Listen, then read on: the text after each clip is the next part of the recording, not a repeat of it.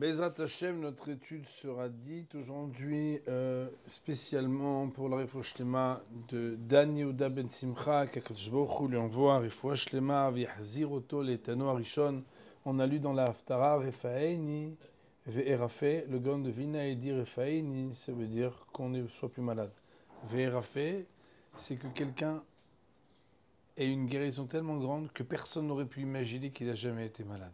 C'est deux choses qui sont différentes. Et quand quelqu'un il était malade et après il guérit, et des fois il guérit, mais il garde un peu les cicatrices, les séquelles. Mais quand quelqu'un on prie à Kodesh Baruch Hu que Refaenu Hashem Venerafeu Shi'enu Venivashia, on emprunte les mêmes mots que la Haftara qu'on a eu la semaine dernière, et c'est mettre de tout cœur ce qu'on souhaite à notre cher Dan Yehuda Ben Simcha, ainsi que tout et au sein de tous les malades du Ham Israël. On est dans la suite de notre étude sur Messilat Yesharim. Et il y a une petite dette qu'on doit payer. Il faut payer ses dettes dans la vie en montagne. Il ne faut pas attendre les fêtes de pèlerinage, là, Shavuot. Alors, ce n'est pas une dette d'argent, mais vous vous rappelez que la fois qu'on a étudié, on avait vu qu'Afilou Arav im Talmido ve'avim beno, il faut faire attention à ne pas se mettre en colère, même un maître avec son élève et même un père avec son fils. Et on avait expliqué pourquoi on a besoin de dire même. Et on avait parlé un petit peu de ça, vous vous rappelez de la relation un petit peu... mais il y a un sujet très intéressant que le Hazon Ish, qui était un très grand Talmid Chacham, le Chazon Ish, quand on voit ses écrits, on a du mal à comprendre qu'il a pu vivre le siècle dernier tellement son écriture, sa connaissance, sa profondeur était bouleversante, digne des sages du Moyen-Âge vraiment. Et d'ailleurs, nos Chachamim nous disent que le Chazon Ish, sa particularité, c'est que pour lui, mais pas pour lui en théorie, pour lui en pratique, il pouvait étudier 40 pages de Gemara en un jour ou une page de Gemara en 40 jours. Et je peux vous dire que c'est en général des pages qu'il avait déjà étudiées. Il y a une force d'approfondissement. D'ailleurs, la yeshiva de Slabotka, à l'origine, était la yeshiva du Hazon Ish. Aujourd'hui, il y a le Kollel Hazon Ish, qui est un des meilleurs kolim d'Eretz Israël. Bon, voilà, j'en ai fini pour la petite présentation. En tout cas, il y a ici une question qui a été posée, et vous l'avez dans le petit document que je vous ai donné, dans le Hot Bet, donc dans la notation 2.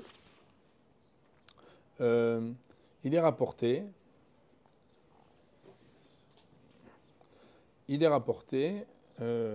Donc bienvenue aux amis qui nous rejoignent.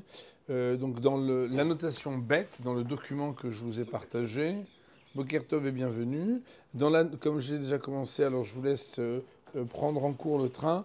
Nous sommes à la notation Bet, bienvenue à Johan. Vous avez, donc le Chazon Ish pose la question.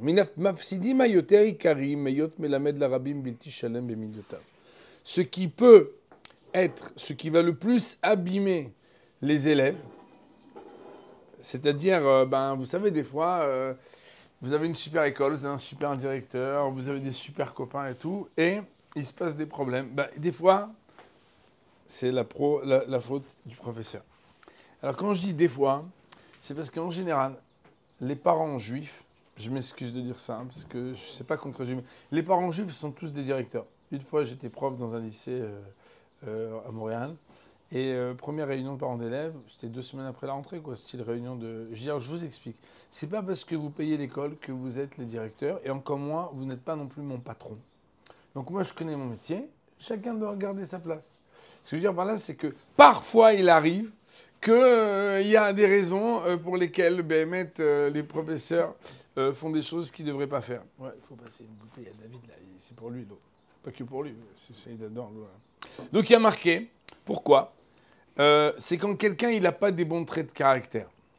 Il a un sale caractère. Et quand lui, il n'a pas des traits de caractère, on va dire, corrigés ou corrigeables ou en perfection, perfectionnement, alors lui, il a une double perte. Parce que, comment un enfant, il va pouvoir apprendre de quelqu'un qui ne lui enseigne pas les règles de morale? Il ne peut pas apprendre de lui. Il dit le Rav Meshagram be'anagot megoalot al pi haTorah ve'amidot mibli lasim. Et lui, en fait, il enseigne le contraire de ce que la Torah elle fait. Ve'afim likroto ve'nachon. Et même si il parle bien de la bouche, comme il disait mon père, mais quand tu vois comment il agit, il réalise pas vraiment ce qu'il parle, quoi. C'est un beau parleur. Ouais, c'est pas évident, mais vous savez que il y en a qui parlent bien, mais que quand après on voit comment ils agissent, alors en dvarav nichnasim elev hanich. À cause de ça, l'élève, il va pas recevoir dans son cœur ce que le maître il a dit, puisque il voit un maître qui n'est pas cohérent entre d'un côté ce qu'il enseigne et de l'autre ce qu'il réalise. Donc Imaï Nafsha, soit de toute façon il connaît rien en moussard et il enseigne des choses bidons et il se comporte de manière bidon, donc il est cohérent mais il est bidon. Soit il parle bien parce qu'il a dit voilà, et le Rav Dessler il dit ça, et le Messie il dit ça, mais dans la vie il se comporte en décalage. Et là les enfants y voient et les élèves y voient que c'est quelqu'un qui n'est pas cohérent. Ces enseignements ne peuvent pas pénétrer le cœur des élèves. Et plus que ça, il nous dit le Rav, et ça c'est extraordinaire, les élèves apprennent plus des actions des maîtres que de leurs enseignements.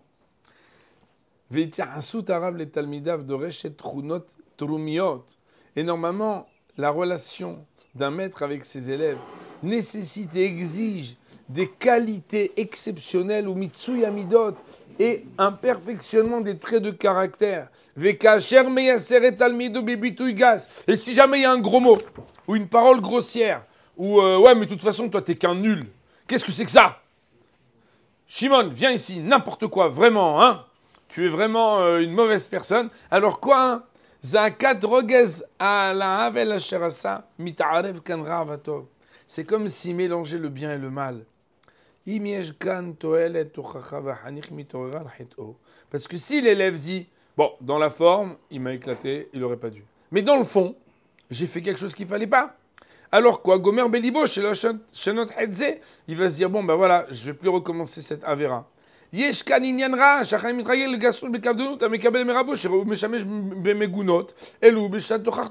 qu'il apprend l'élève? Quand il y a un problème de comportement, comment je résous les problèmes? J'éclate la personne en face.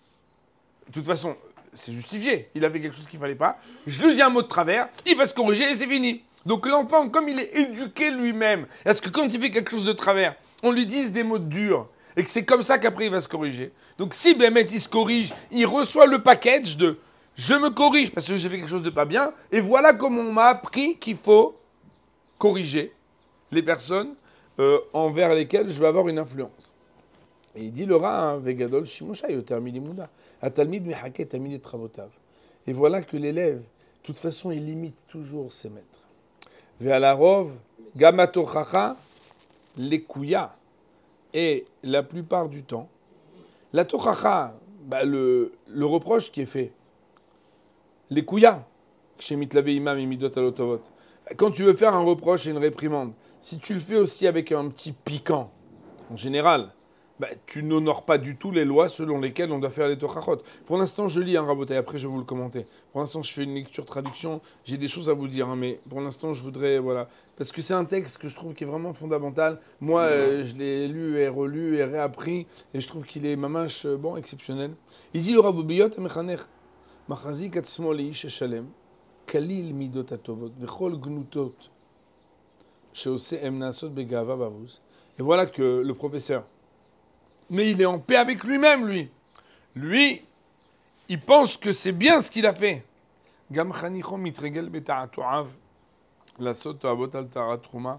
L'élève, il se dit, voilà, moi, je ressemble à mon maître. Et le problème, il est que ce mechaner, cet enseignant, cet éducateur, il va créer des élèves qui seront un peu comme ses enfants, qui vont lui ressembler. Et comme lui, voilà, il n'a pas du tout les valeurs de la Torah. Il fait hériter à ses élèves les mots MAUX qui sont les siens. Alors je voudrais vous commenter ce texte qui est selon moi un texte fondamental. Je voudrais vous dire que la plupart des élèves qui quittent le chemin de la Torah, c'est pour beaucoup d'entre eux parce qu'ils ont fait des mauvaises rencontres. Ils ont rencontré des mauvais enseignants et des mauvais représentants de la Torah sur leur chemin. Et ici, c'est très intéressant puisque on nous dit que dans la relation du maître à élève, il y a des imitations et il y a une sorte de clonage partiel que quand tu reçois un message, tu ne reçois pas seulement un message, tu reçois aussi la manière avec laquelle le maître te transmet le message. Je ne vais pas prendre des exemples, parce que voilà, il faudrait que je prenne plutôt que les exemples des gens qui essayent de ressembler à leur maître quand c'est vraiment des gens bien. Et malheureusement, je connais trop d'autres exemples. Mais il faut que vous sachiez que on n'est pas assez vigilant. On peut fermer la fenêtre si vous voulez. J'ai compris qu'il y a beaucoup de vent, excusez-moi. On n'est pas assez vigilant quand on est parent ou quand on est enseignant de se préoccuper de la forme, pas moins que du fond. Il y a un rave qui m'a appris que lorsqu'il devait parler devant des personnes, le plus important, c'était pas de quoi il allait parler, mais à qui il allait parler. Je ne vous cache pas que personnellement, lorsque je vais parler à un nouvel auditoire, la première chose que je fais, c'est que j'appelle les personnes qui me reçoivent pour me dire qui sont les gens qui viennent. Le plus important n'est jamais le contenu. Ah, bien évidemment, tu ne peux pas leur raconter n'importe quoi, mais le plus important, c'est la manière avec laquelle tu vas t'adresser à eux. Le problème, il est que tu t'adaptes, toi, dans la forme à qui tu vas parler. Malheureusement, tu ne peux pas adapter toi-même si tu n'es pas quelqu'un qui a, entre guillemets, une certaine exigence personnelle pour pouvoir transmettre. C'est la raison pour laquelle, quand on embauche des professeurs de Kodesh, la chose la plus importante qu'on doit chercher, c'est les midot tovot. C'est les traits de caractère. Même un professeur qui n'est pas très brillant, mais que les enfants vont apprendre de lui, le respect de chacun, la dignité, l'humilité, la patience, etc. Il va leur apporter beaucoup plus dans la vie. Et il va leur donner envie de continuer d'apprendre la Torah beaucoup plus qu'un professeur qui peut être brillant, voire brillantissime, mais qui a peut-être un peu trop de franc-parler lorsqu'il est devant des jeunes, où il est un peu trop dur et cassant. Et il faut savoir à Botaï que la colère d'un professeur, elle peut marquer à vie un enfant. Lorsque de manière parfois inadaptée, on en a parlé la semaine dernière, un enfant peut être traumatisé à vie, et déçu, et abîmé, et rejeter la Torah, les mitzvot, autant que les mathématiques d'ailleurs, s'il a eu un professeur qui n'était pas Bemidot Tovot. Donc ça, c'était une petite ashlama, un petit complément de ce qu'on a appris la dernière fois. Alors, maintenant, nous commençons, Hashem, la suite de notre étude, dans le texte du Messie de Sharim, et nous allons parler de la kin'a, de la jalousie. Oh là là là là là, vous allez me dire, mais non, mais bon, ça c'est pour les jaloux. Ah ouais? Bonir et Otra. On va voir si on n'est pas concerné. Vous vous rappelez qu'on est dans le chapitre qui parle de la propreté. Et la propreté, ça veut dire qu'on ne parle pas ici de grossiers personnages qui sont très très très jaloux. Mais même ceux qui pensent qu'ils ne sont pas jaloux, il y a encore du travail. Mais comme le Rav, il avait fait avec l'orgueil, comme il avait fait avec la colère, il va aller de manière graduelle ou dégraduelle, pour commencer par ce qui apparaît être, bon, on se dit, bon, ça me concerne peut-être pas. Et on va arriver à des moments où, par effet entonnoir, là, on va se dire, ouais, mais là, ça commence quand même, bon, j'ose pas le dire devant les Chavérim, mais ça commence à me concerner un peu, voyons. Akina gami ena elach isron yedia besichlut. La kina, la jalousie, la convoitise, la jalousie, gami ena elach isron yedia besichlut. Elle aussi n'est que manque de connaissance et idiotie.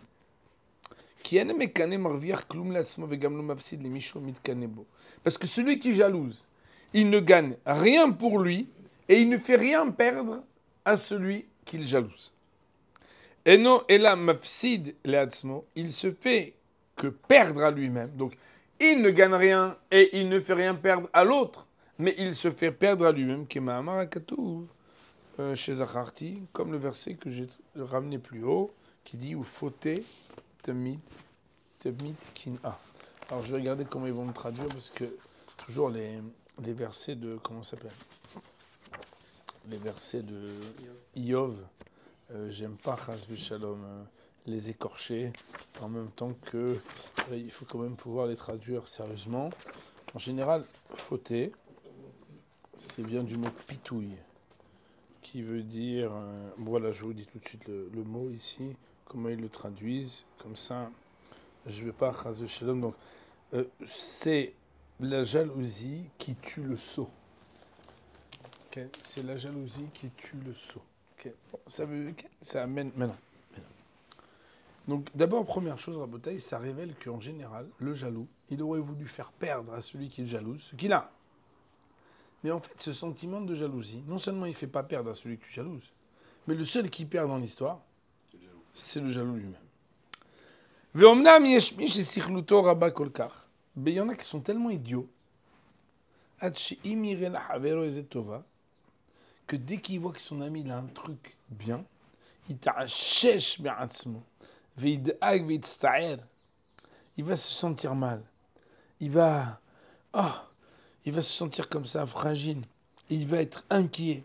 Et il va être en souffrance. Au point que même s'il a tout ce qu'il faut, le gars, il ne pourra pas en profiter tellement il a de la souffrance. De voir que l'autre, il a quelque chose. Et comme l'autre, il a quelque chose, ça lui amène une souffrance qui l'empêche de profiter de ce qu'il a lui-même. Okay. Et c'est ce que le Hacham, il a dit, que la moisissure, comment il traduit ici, la jalousie est la carie des os. Okay. Urkav, quand ça moisit, Atsamot les os, Kin'a, c'est la jalousie. Ça veut dire qu'en réalité, ça bouffe la personne. Ça dévore la personne. Et Rabotaï, c'est très triste, mais voilà, je serais très gêné de vous poser la question. Mais j'imagine que dans votre cœur, vous avez déjà eu, bon allez, peut-être uniquement quand vous étiez enfant, ou peut-être pas, le sentiment de jalousie. Oui, c'est humain. Et on peut voir que ça peut même sembler naturel. Quelqu'un, il a reçu et toi, tu n'as pas reçu. Ou quelqu'un, il a reçu et toi aussi, tu as reçu. Parce que le jaloux, des fois, la pire des jalousies, c'est quand tu veux que toi, tu aies et que l'autre, il n'ait pas la même chose que toi. Et si vous dites c'est loin de nous, je vous raconte une histoire. Rachel fait les magasins pour le mariage de sa sœur Shirel. Elle a fait 35 magasins. 35 5, 7 fois 5. Et il y a la cousine de Shirel, Sarah. Elle a fait, 49 magasins. 7 fois 7. Et elle essaye sa robe, et vas-y, en accord, et en harmonie avec les chaussures, et le petit nœud, et il baisse. Elle arrive au mariage. Et donc la première, c'était Rachel qui arrive au mariage. Et toutes les copines, qu'est-ce que tu mets? Oh, quelle robe! Mais où tu l'as trouvée? Mais là, 500 personnes! Et le problème, il est que Sarah, elle est rentrée. Et Rabbi Amram, elle a la même robe que Rachel. Mais non, la pauvre, elle a fait Ishtadlout. Elle a fait des efforts. Elle a fait 35 magasins. Vous allez dire, oui, mais 35, c'est 7 fois 5. L'autre, elle a fait 49 magasins. C'est 7 fois 7. Elle fait Ishtadlout. Oui, mais l'autre, elle est rentrée avant. Et du coup, quand les gens, ils la voient à Sarah, et ils lui disent, ah, qu'est-ce que tu mets? Tu as la même robe que Rachel. Vous l'avez achetée ensemble. Et elle, qu'elle était très heureuse d'avoir sa robe, qu'est-ce qui se passe dans son cœur? Elle a un mauvais sentiment. Ma bête! Si tu la trouves belle, c'est que tu la trouves pas belle que pour toi. Si, je la trouve belle que pour moi. Et à condition qu'il n'y ait que moi qui l'ai. Maintenant, Rabotaï, quand vous allez dans un magasin, à part quand vous faites des coutures, vous allez chez une couturière. c'est normal qu'ils en vendent plusieurs, avec plusieurs tailles. Vous le comprenez? Donc il y a une probabilité.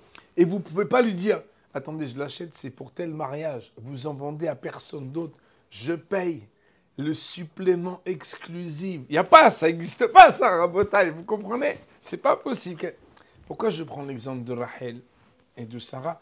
Parce que les hommes, dirons-nous, en général, en général, j'ai du mal à le dire en général, parce que ce n'est pas toujours le cas, ils ont moins ces problèmes-là.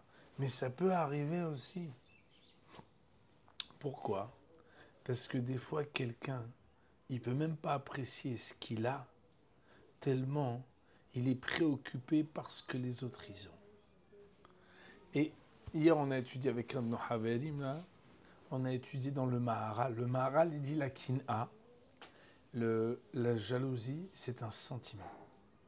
Et il dit, mais c'est un sentiment naturel, mais qui vient à l'origine de quelque chose qui aurait pu être que bien, mais qui n'est pas bien. Vous savez que le mot kin'a, tout le monde entend les deux lettres Kouf Nun. D'ailleurs, tout le monde comprend que Caïn, kin'a, c'est celui qui avait jalousé son frère, etc. Mais dans la racine Kouf Nun de ces deux lettres, il y a ce qu'on acquiert, le kinyan. Et c'est très intéressant parce que de Maharal, il nous dit comment ça commence la jalousie? C'est quand tu t'attaches d'une manière ou d'une autre à quelque chose qui n'est pas à toi. Et nous, on a réfléchi, on s'est dit, ça veut dire qu'en vraie vérité, avant tout, il faut apprendre à être attaché à ce qui est à toi. Je ne sais pas si ça vous arrive quand vous achetez une belle paire de chaussures. Je ne sais pas si, peut-être toujours, je dis, peut-être vous êtes gêné à votre âge de dire ça, quand vous étiez enfant, comme ça vous n'êtes pas gêné. Vous achetez une belle paire de chaussures, je ne sais pas si ça vous arrive, vous la gardez dans la boîte. Et au début, vous ne les mettez pas vraiment, et puis après, vous en mettez qu'une, non, je plaisante. Après, vous les mettez que Shabbat. Et puis bon, alors vous savez, je ne sais pas si c'était votre minhag, chez nous, notre minhag, c'était que les copains, ils mettaient toujours un pied dessus pour baptiser un peu les chaussures. Keilou neged ainara. Bon, l'homme, ça n'est, c'est. Bon, je ne connais pas où vous avez fait la rentrée, qui vous fréquentiez, tout ça. C'est juste pour prendre des exemples à Botaï. Mais il arrive parfois que quelqu'un, les premiers jours, il veuille apprécier ce qu'il a acheté. Il veut apprécier ce qu'il a acheté. Et malheureusement, des fois, après, la personne, elle n'entretient pas l'attachement qu'elle a, cette personne, pour les choses qui sont à elle. Et commence à s'intéresser à des choses qui ne sont pas à elle. Et là, les problèmes vont commencer. Une fois, j'avais fait un chiot où j'avais expliqué que quand les yeux sont ouverts, tu peux voir tout ce qu'il y a à l'extérieur, mais tu ne peux rien voir à l'intérieur. Et quand les yeux sont fermés, tu ne peux rien voir de ce qu'il y a à l'extérieur, mais tu es en connexion avec l'intérieur. Il faut être capable de fermer les yeux, parce que quand les yeux sont ouverts, il y a une connexion qui fait que les yeux regardent, le cœur désire, et parfois le corps va agir soit pour dérober, soit pour se procurer ce qui normalement ne te revient pas. Il nous dit le Rav, il y en a d'autres, ils ne sont pas tristes et malheureux tellement.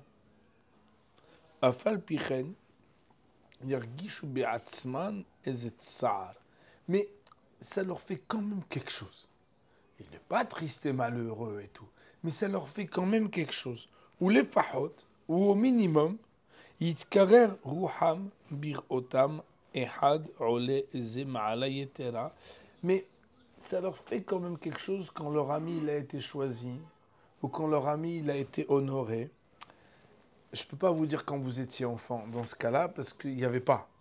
Mais quand quelqu'un il est appelé à la Torah, et vous êtes juste à côté, et le chamage de la synagogue, le gabbai, il vient, et vous vous dites, peut-être c'est pour moi. Et il a choisi pour Shelishi, celui qui était à votre droite, pour réveiller celui qui était à votre gauche, et vous vous dites pour Hamishi, que vous soyez ou non tunisien, vous dites le prochain, c'est moi.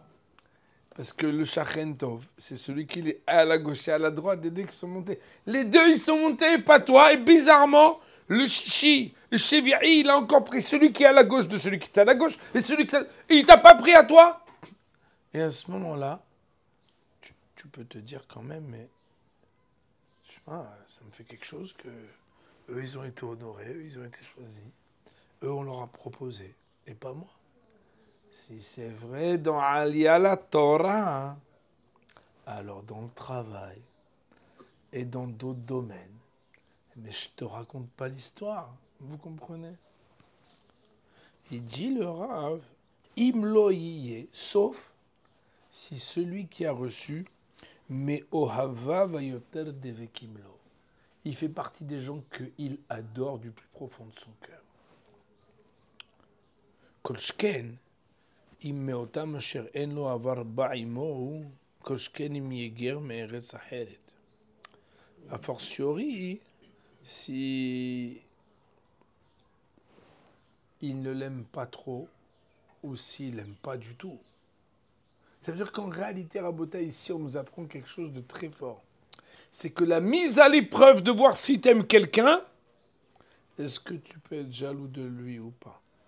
Si tu peux être jaloux de lui, c'est peut-être que ton amour, il n'est pas encore bien fort pour lui. D'ailleurs, Hachamim nous disent dans la Gemara, il y a deux personnes qu'on jalouse jamais, je vous l'ai déjà dit. C'est le fils et l'élève. Parce que Alvaï qu'ils deviennent meilleurs que toi. Pourvu même qu'ils deviennent meilleurs que toi, ton élève, et ton fils, c'est ta bénédiction qui te dépasse. On va juste reprendre les mots ici. Donc, au moins, il va peut-être seulement se refroidir. Si quelqu'un il va avoir quelque chose de plus que lui, si ce n'est pas quelqu'un qu'il aime très fort, ou quelqu'un qu'il n'a pas tellement d'amour pour lui, et a fortiori quand c'est quelqu'un qui est guerre, Meretz Aheret. Alors je vais vous lire le commentaire ici, parce que ça veut dire quoi quelqu'un qui est guerre, Meretz Aheret, un étranger qui vient d'une autre terre. Alors il y a un commentaire ici qui dit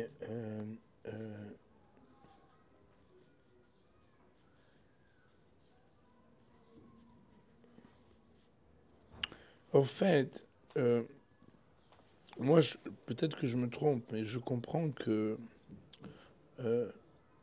si jamais quelqu'un, il n'a pas de lien avec lui du tout, il peut être plus dérangé de voir qu'on lui donne certaines salutations, certains honneurs, que si c'est quelqu'un alors que lui est familier. Je vous donne un exemple. Je ne sais pas si ça vous arrive. Vous êtes dans une synagogue. Je vous donne un exemple. Toujours quand vous étiez enfant, bien évidemment. Toujours quand vous étiez enfant. Voilà. Moi, je dis toujours... Bien évidemment. Mais donc, des fois, il y a un gars qui vient à la synagogue et vous ne le connaissez pas. Maintenant, vous êtes honorable. Tout le monde vous connaît. Et quand vous rentrez, on vous dit bonjour, mais c'est tout. Et là, il y a un gars qui arrive. Il ne paye pas de mine. Tout le monde se dit, comment ça va? Non, je comprends et tout. Et tout le monde dit, mais c'est qui ce monsieur?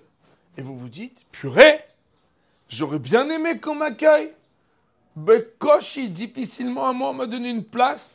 On m'a dit chute, on m'a donné un livre, on m'a assis, sous prétexte que je suis là depuis longtemps. Mais moi aussi, j'aurais voulu. En réalité, à Botaï, ici, on nous montre que la relation préalable, ça veut dire celle qui est déjà posée avant, la prédisposition d'amour et de lien avec l'autre, c'est ça qui va conditionner ce que naturellement on pourrait avoir ou non de jalousie. Il dit le Rav tiré chez Befiem Efshar Shiamrut Varim Kismehim. Maintenant, dans leur bouche, si tu les vois là, cette catégorie de jaloux, il va faire un sourire, Chazakou Barour, Shkoyer, ah super, tu fais comme tout le monde. Modi Maltovato. Ils reconnaissent vraiment, c'est un homme extraordinaire. Achlibam Rafé Bekirbam. Mais dans son cœur, il dit, ouais, bof quoi.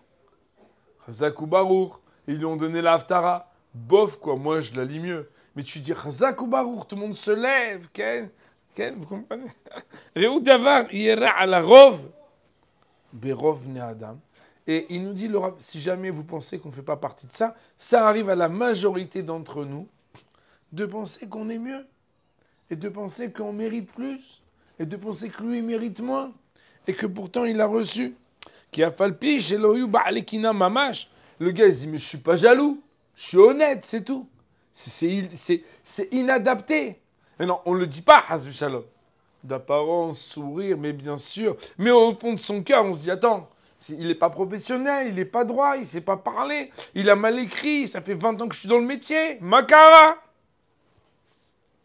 Omnam lo nikud mimena legamre. D'apparence et dans les actions, il n'a pas vraiment de jalousie, il n'a rien fait, le gars. Il n'a rien dit, Béhémet. Mais il n'est pas encore propre de la jalousie, parce que dans son cœur, il y a quelque chose qui brûle.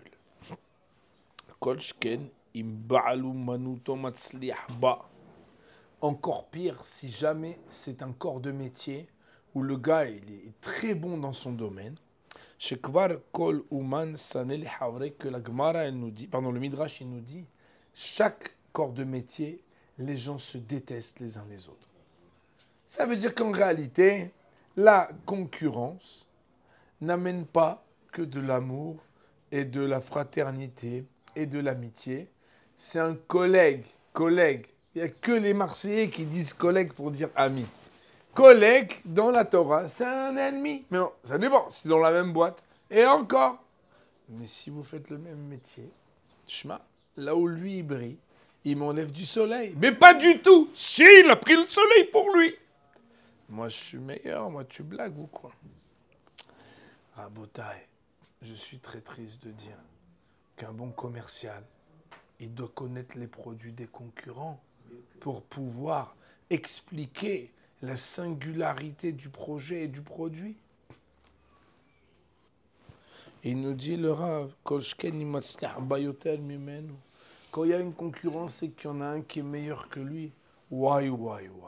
Si en plus il est vraiment meilleur que toi, c'est très très difficile de dire que tu es heureux que cette personne y réussisse plus que toi, alors que tu te lèves des fois plus tôt que lui, tu te couches plus tard, et tu as l'impression de faire tout ton possible. Et on a le sentiment naturel. Et ça, c'est déjà la catégorie qui peut nous toucher à tous, puisqu'il est marqué ici que c'est la majorité des personnes qui sont touchées par ce problème.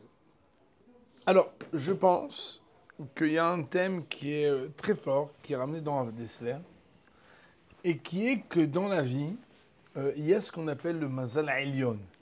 C'est quoi le Mazal Elyon? Mazal Elyon, c'est la distribution des cartes. Ceux qui étaient là une fois au shiur qu'on avait fait sur le Mazal, c'est qu'en fait, c'est pas la justice humaine qui est juste, c'est la justice d'Hachem qui est juste. Et Akadosh Baruch Hu, il est Dayan HaEmet, c'est lui qui est Kel Emuna Ven Avel Tzadik Veyashar Hu. Et qu'en réalité, il faut être capable de se dire que ce qu'on reçoit, c'est ce qu'Akadosh Baruch Hu, il a pensé que c'était le mieux pour nous. Et ce que l'autre, il a, c'est ce qui est le mieux pour l'autre. À la question, pourquoi pas moi? Il faut se dire, tout simplement, parce qu'Akadosh Baruch Hu, il pense que ça, c'est pas bien pour moi. Et l'homme, il se dit, ouais, mais moi, je pense que c'est bien pour moi. Alors, on peut lui répondre, quand tu seras le bon Dieu, tu redistribueras différemment. Et Moraï Verabotai, c'est vrai que c'est naturel, la jalousie. Mais c'est déplacé, la jalousie. Parce qu'un homme, il doit être capable, et mon Rav, une fois, je l'avais dit, quand on enseigne, c'est quoi la qualité la plus importante? Il m'avait dit, lève sa mère betovat havero. Être capable d'avoir un cœur heureux quand ton ami reçoit quelque chose de bien. Quand tu as cette qualité, ça veut dire que tu arrives à quelque chose de très très grand. La difficulté, moi je l'avais dit, Kvodarav, mais pour pouvoir être lève sa mère betovat havero, il y a des gens, ils ne sont même pas lève sa mère betovat atzmo. Il n'arrive même pas à être d'accord déjà d'accepter qu'est-ce que lui il a. Donc si quelqu'un, il n'accepte pas que c'est... Alors il est toujours en train de regarder. Et d'ailleurs, je vous cite un enseignement que je trouve qui était magique, que notre maître il nous avait appris. Que dans les Aseret Adiberot, dans les 10 paroles, il y a les 5 de Ben Adam Lamakom, un homme vis-à-vis d'Akadosh Baruch Hu. Et il y a les 5 de Ben Adam Lahavelo, un homme vis-à-vis de son prochain. Et quand vous prenez la première avec la 6e, la deuxième avec la 7e, et il y a la 5e avec la 10e, c'est quoi le 5e? Voilà là. Kabbed et abicha vetimecha. Et c'est quoi celle qui est en face? L'otahmod. Ça veut dire que Kabbed et abicha vetimecha, c'est pas une mitzvah ben adam lahavelo. C'est pas une mitzvah vis-à-vis de l'autre, c'est vis-à-vis d'Hachem.